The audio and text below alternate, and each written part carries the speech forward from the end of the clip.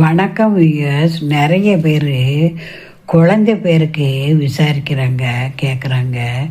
அவங்க செய்ய வேண்டியது கோயிலில் நடக்கிற பிரதோஷ பூஜை, பௌர்ணமி பூஜை, துர்கா பூஜை, சங்கடகர சதுர்த்தின்னு எல்லா பூஜைகளுக்கும் தயிர் வாங்கி கொடுக்கணும். அதே சமயத்தில் உறவினர் குழந்தைகள், அருகில் உள்ள குழந்தைகளுக்கெல்லாம் முருகர், கண்ணன், விநாயகர் வேஷம் போட்டு ரசிக்கணும். அதே சமயம் மருத இலைன்னு ஒரு இலை இருக்குது. அந்த மரம் எங்கே இருக்குன்னு கண்டுபிடிச்சி அந்த இலையை விநாயகர் பாதத்தில் கொண்டு வச்சு வணங்குனீங்கன்னா குழந்தை கை மேலே கிடைக்கும். உடனடியாக குழந்தை வரம் கிடைக்கும்.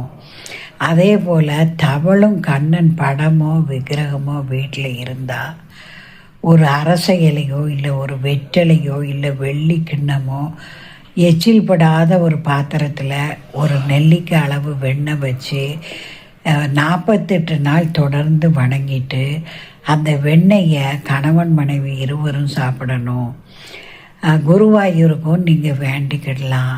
பழனி முருகர் அடிவாரத்தில் குழந்தை வேலை இருக்கார், அவருக்கும் நீங்கள் வேண்டிக்கிடலாம்.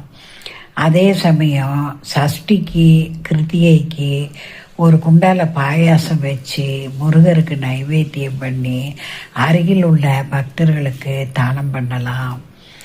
அதே போல் நீங்கள் உணவில் பெண் 2 ஒத்த செம்பருத்தி பூவை தினமும் சாப்பிட்டு வரலாம். இது மாத விளக்கை ரெகுலரைஸ் பண்ணும். அதே சமயம் ஆண்கள் அத்திப்பழத்தை பாலில் அடித்து இரவில் குடிக்கணும். முருங்கை இலை சமாச்சாரங்கள் நிறைய சாப்பிடணும். இப்படி சாப்பிடும்போது குழந்தை இல்லைங்கிற கவலை தீரும். தவறாமல் நீங்கள் அபிஷேகங்களுக்கு தயிர் வாங்கி கொடுங்க.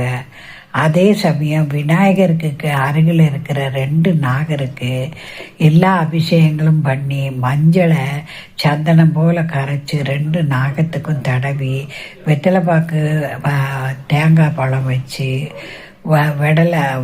பூஜை பண்ணினீங்கன்னாலும் குழந்தை கிடைக்கும். சந்தனம் குங்குமம் வச்சு அலங்கரிக்கணும்.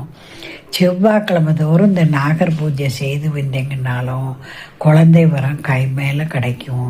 இந்த நாகர் பூஜை செவ்வாய்க்கிழமைகளில் செய்யணும்.